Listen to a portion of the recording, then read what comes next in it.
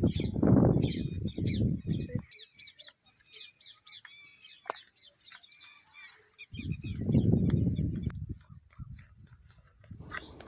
Friends, வாங்க வணக்கம் எல்லாருக்கும். எல்லாம் எப்படி இருக்கீங்க? நாங்கள் தான் உங்கள் விமலா சுரேஷ் அக்ரி. இன்றைக்கி வந்து பார்த்திங்கன்னா ஈவினிங் ரொட்டீன் தான் பார்த்துட்ருக்கோம். என்னென்னா நானும் விமலாவும் வந்து பார்த்திங்கன்னா 3 மணிக்கே போய் கழனிக்கு போயாச்சு. நான் போய்ட்டு பார்க்கும்போது பார்த்திங்கன்னா விமலா வந்து மாட்டுக்கு வந்து புல்லுலாம் அறுத்துட்டு இருந்தாங்க. அதோ பார்த்துட்ருக்கீங்களா, இதுதான் வந்து குண்டு நெல். நம்ம கழனி தான் இது. போயிட்டு ஃபஸ்ட்டு மாட்டுக்கு தேவையான புல்லெல்லாம் நாங்கள் வந்து அறுவடை பண்ண தயாராகிட்டோம். விமலா அறுத்து வந்து பார்த்திங்கன்னா வரப்பில் இருந்து எடுத்துகிட்டு வந்து சேகரித்து வச்சுட்டாங்க. அது மட்டும் இல்லாமல் நம்ம வந்து பார்த்திங்கன்னா புல்லெல்லாம் வாரி வச்சு விமலா வந்து தூக்கிட்டு கிளம்பிட்டாங்க. எடுத்துன்னு வந்து நம்ம கிணத்தாண்ட எடுத்துன்னு வந்து போட்டுருவாங்க. ஏன்னா அங்கேருந்து லாங்கில் இருக்குது நம்ம கழனி. அங்கேருந்து எடுத்துகிட்டு வந்து எல்லாத்தையும் மூட்டையில் வச்சு எடுத்துன்னு வந்து வச்சாச்சு.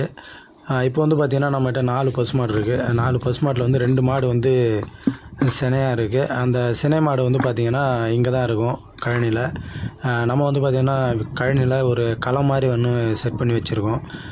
மோட்டு மண் நிறையவே நல்லா களம் மாதிரி வச்சுருக்கோம். இங்கே தான் வந்து 2 மாடை எப்போவுமே கட்டி வைப்போம். 4 மாடுமே வீட்டுக்கு ஓட்டின்னு வர முடியாது. ஏன்னா வழி வந்து ஒத்தையடி பாதை. அதனால் 4 மாடுமே ஓட்டின்னு வர வழி இல்லை. ஸோ அதனால் பார்த்திங்கன்னா 2 மாடு இங்கே இருக்கும். நைட்டில் வந்து இங்கே கட்டினதுனால சாணியெல்லாம் வந்து காலையில் வந்து அள்ளி நம்ம குப்பையில் வந்து சேகரிச்சிருவோம். இந்த குப்பை வந்து எதுக்குன்னா, நம்ம இங்கேயே வந்து வச்சு அதில் வந்து எல்லா உயிர் உரங்களை எல்லாத்தையுமே அதில் கலந்து வைப்பேன். கலந்து அப்புறமா வந்து அடி உரமாக வந்து நம்ம இயற்கை விவசாயத்துக்கு இதை தான் வந்து நாங்கள் பயன்படுத்துவோம். காலையில் நான் அள்ள முடியல சாணம், அதனால் விமலா வந்து இப்போ அள்ளி எடுத்துன்னு போயிட்டு இதுதான் நாங்கள் சேகரிக்கிற அந்த குப்பை கிடங்கு, இதில் தான் கொட்டி வைப்போம். மீதி 2 மாடு வந்து நம்ம வீட்டுக்கு ஓட்டின்னு வந்துடுவோம். அது வந்து பால் கறக்கிற மாடு. இந்த மாதிரி டெய்லியுமே எங்கள் ப்ராசஸ் வந்து டெய்லியுமே இருக்கும். ஸோ இங்கே ஒரு அன்னகுண்டம் வச்சுருந்தோம். அது என்னென்னா காற்று அடித்ததில் எடுத்துன்னு போயிட்டு கிணத்துல போய் விழுந்துச்சு. ஏன்னா பக்கத்துலேயே கிணறுங்கிறதுனால. இந்த மாதிரி நாங்கள் டெய்லியுமே வந்து இந்த ப்ராசஸ் வந்து இது மாதிரி டெய்லியுமே நடக்கும். காலையில் மார்னிங்கில் இந்த மாதிரி சாணம்லாம் வாரி கொட்டணும். நம்ம கழனியை சுற்றி பார்த்திங்கன்னா நிறைய விளைச்சல்லாம் இருக்கும். ஃபுல்லாக எங்கள் ஊரை சுற்றியுமே வந்து பார்த்திங்கன்னா நெல் வயல் தான். இந்த மாலை நேரம் வந்து பார்த்திங்கன்னா சூப்பராக அருமையாக இருந்துச்சு. ஏன்னா குருவிங்க சத்தம் இது எல்லாமே இந்த 5 மணிக்கு மேலே எல்லாமே வந்து அப்படியே வானம் மேகமூட்டம் எல்லாம் சூப்பராக, எல்லா பறவைங்களுமே வந்து பார்த்திங்கன்னா அந்த நேரத்தில் சத்தமிடும், சூப்பராக இருக்கும். அறுத்து எடுத்துன்னு வந்த பிள்ளை எல்லாமே 2 மாட்டுக்குமே போட்டு நம்ம வந்து இங்கே 2 மாட்டை வந்து பிடிச்சின்னு வந்து கட்டிடுவோம். எப்போவுமே அதுக்கு தேவையான புல்லெல்லாம் போட்டு தண்ணியெல்லாம் காமிச்சு கட்டிட்டு போயிடுவோம். ஏன்னா நம்ம நைட் டைமில் வரமாட்டோங்கிறதுனால அதோட காலையில் தான் வருவோம். நம்ம கரம்பில் வந்து 2 மாடு, ஏதோ நம்ம கண்மணியும் துளசியும் வந்து இங்கே இருப்பாங்க. அவங்கள வந்து பிடிச்சிட்டு வந்து மேலே வந்து நம்ம வந்து கட்டிடுவோம். பக்கத்துலேயே தெரியுது பார்த்திங்களா, அதுதான் கிணறு. அது வந்து மேலே ஓட்டின்னு வந்து இந்த மாதிரி சுங்கு போட்டு கட்டிடுவேன். அது மட்டும் இல்லாமல் பக்கத்துலேயே கயிறு ஒன்று இருக்கும் லென்த்தில், அதில் கட்டுறேன். எதுக்கு இது மாதிரி கட்டுறேன்னா, நைட் டைமில் வந்து அவுந்துட்டால் கூட மாடு வந்து வெளியே போகாமல் இருக்கும். ஏன்னா முளைகிச்சு உடச்சினாவோ எதனா இருந்தால் போயிடும். பக்கத்தில் சுற்றி வந்து நெல் வயல்லாம் இருக்குது. அப்புறம் யார்தெல்லாம் போய் மேய்ஞ்சிட்டா யாருனா சண்டைக்கு வருவாங்க. ஸோ நம்ம அந்த இதை தவிர்க்கணுங்கிறதுனால மாடு அவுந்தால் கூட ஒரு கயிறு அவுந்தால் கூட இன்னொரு கயிறு வந்து இருக்கணும் மாடு இங்கே அப்படின்னு சொல்லிவிட்டு நம்ம வந்து முளைகிச்சிலையும் கட்டுவோம், ப்ளஸ் வந்து கயிறுலேயும் கட்டுவோம். ஸோ அதுக்காக தான் இந்த மாதிரி ஒரு மெத்தடு. இது வந்து பார்த்திங்கன்னா நம்ம மைசூர் மல்லி, ஒற்றை நாட்டு நடவு முறை, வரிசை நடுவு, திருந்திய நெல் சாகுபடி முறை நம்ம வந்து அழகாக பண்ணியிருக்கோம். நல்லா விளைஞ்சிருக்கு. இப்போது ஓரளவுக்கு பரவாயில்ல. ஒரு அடிக்கு ஒரு அடி கேப் விட்டு நட்டுருக்கோம். நல்லா வந்திருக்கு.